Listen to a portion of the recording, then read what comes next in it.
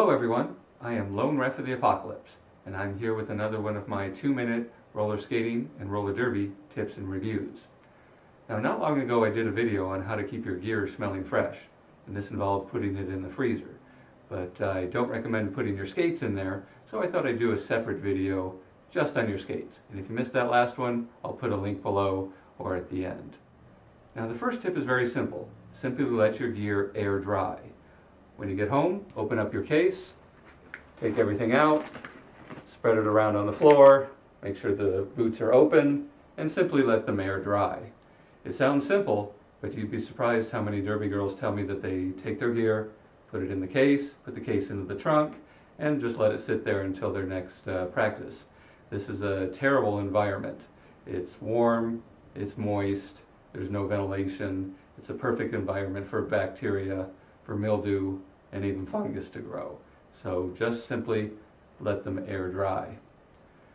Now the next thing is leather boots. A lot of newer girls will have very low quality, inexpensive synthetic boots. Leather breathes where the synthetic materials do not.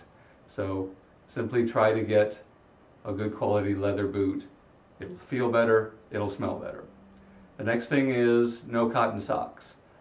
Try to get a synthetic sock that has, it'll say on the label that it wicks sweat away from your feet. This will help keep odor down. The next one is to change your socks periodically.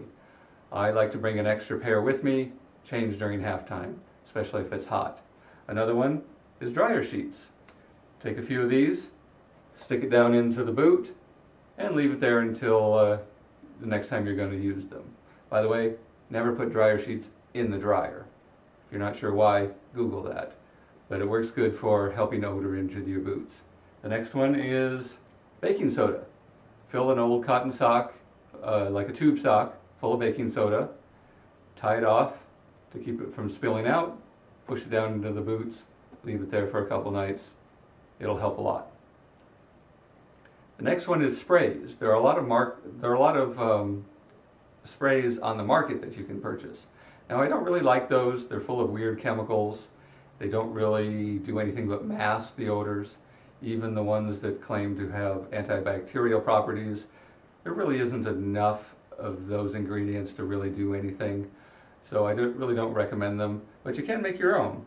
Just get a spray bottle, fill it full of any cheap alcohol, and then add the essential oils of your choosing.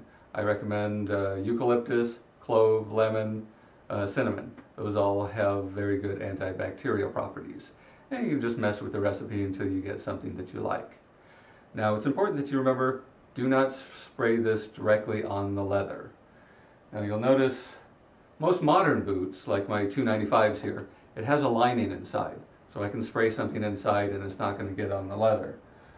Whereas more vintage boots, there's no lining at all, so you don't want to spray alcohol in or on the leather.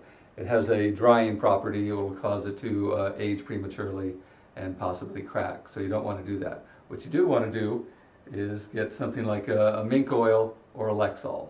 You can put this right on the leather, just follow the instructions on the container, and do it periodically. Not only does it clean, keeps the leather soft and feels nice, as well as help keep it from smelling. Now, the other thing, as long as you're doing that, take a moist rag and clean the trucks and the wheels. And it's also a good time to check everything over, make sure nothing's loose, nothing's broken. You want to find that out now rather than when you're actually skating. And while you're at it, give the wheels a good spin.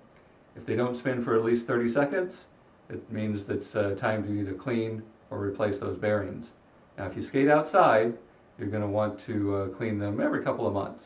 But if you skate indoors, you can probably get away with only once or twice a year. Now, I think I'll make a separate video just on bearing cleaning. So go ahead and like and subscribe, and I'll see you in the next one.